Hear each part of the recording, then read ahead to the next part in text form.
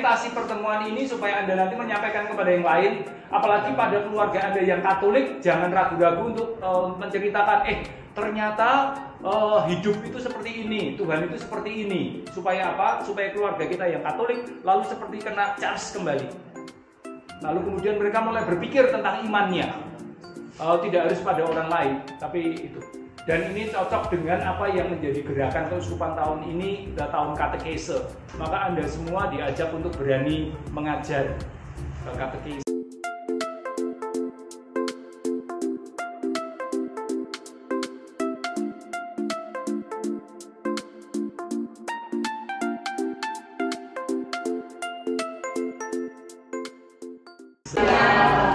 Saya hanya memberi pengantar sebetulnya untuk siang hari ini, maka tidak hendak berbicara banyak.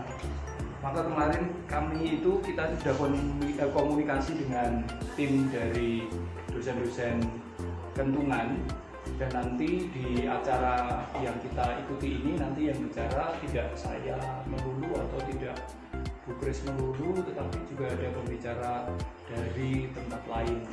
Harapannya kita bisa mendengar juga refleksi-refleksi yang terbaru. Titik tolaknya memang dari sini, katekismus Gereja Katolik. Anda pasti sudah tahu sumbernya ini, dan penting bagi panjenengan untuk membaca dan mencoret-coret. Yang diharapkan dari pertemuan-pertemuan kita, harapannya nanti Bapak Ibu juga akan menyampaikan kembali apa yang Anda dapat di forum ini kepada umat lingkungan manapun tempat Bapak Ibu tinggal. Jadi tidak hanya dipek dewe kanggo pengayaan dewe, enggak, harapannya enggak. Itu juga yang kita lakukan di kelas-kelas lainnya, juga kelas kelompok kitab suci. Jadi apa yang kita dapat jangan sekedar disimpan, tetapi langsung diaplikasikan untuk menjawab kebutuhan-kebutuhan.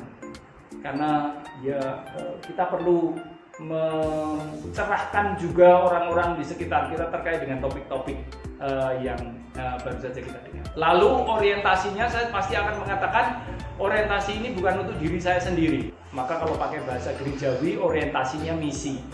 Anda boleh tahu banyak hal, tetapi kalau orientasinya hanya untuk diri sendiri, nanti sabda Tuhan Yesus kena pada diri panjenengan. Untuk apa Anda menambah ilmu kalau tidak dipakai? Maka supaya tidak sia-sia, maka Anda perlu menjadi perpanjangan corong. Anda harus mengamplifikasi, menyuarakan lebih keras kepada orang-orang di sekitar. Kegiatan ini dari bidang tim pelayanan evangelisasi Gereja Paroki Santo Paulus Pringgolayan, namanya Sekolah Iman, yang dipelajari khususnya untuk ajaran-ajaran pokok gereja yang bersumber dalam katekismus Gereja Katolik itu, lalu pasti juga dengan dokumen-dokumen Konsili Vatikan II, lalu juga dengan kitab suci itu sudah pasti. Pembelajaran akan berlangsung selama 3 bulan. Totalnya ada 13 pertemuan.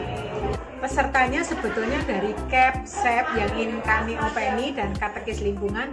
Tujuan kegiatan ini adalah supaya nanti ada orang-orang khususnya katekis-katekis, entah untuk pribadi dalam hari ini yang mungkin yang sepuh-sepuh yang sudah tidak mengajar, paling tidak untuk keluarga-keluarga, anggota keluarga terdekat, orang-orang terdekat, supaya paham-paham yang sudah ada dengan belajar bersama dengan katekismus Gereja Katolik sebagai ajaran iman yang resmi dari gereja di seluruh dunia. Harapannya ketika nanti menghadapi orang atau anak-anak khususnya di pewartaan, di inisiasi mengajar komuni pertama, baptis, dewasa maupun yang dewasa maupun yang krisma, itu pertanyaan-pertanyaan kritis biasanya banyak muncul, terutama di krisma Bapak di sana, lalu habis dewasa, lalu isu-isu di zaman-zaman sekarang yang muncul. Ini supaya yang terlibat di ini pewartaan, maksud saya tidak hanya orang yang hanya mau aktif, yang betul-betul rela, tapi sisi intelektualitasnya, terutama paham teologisnya, kitab suci itu terisi dengan cukup. Itu yang saya harapkan.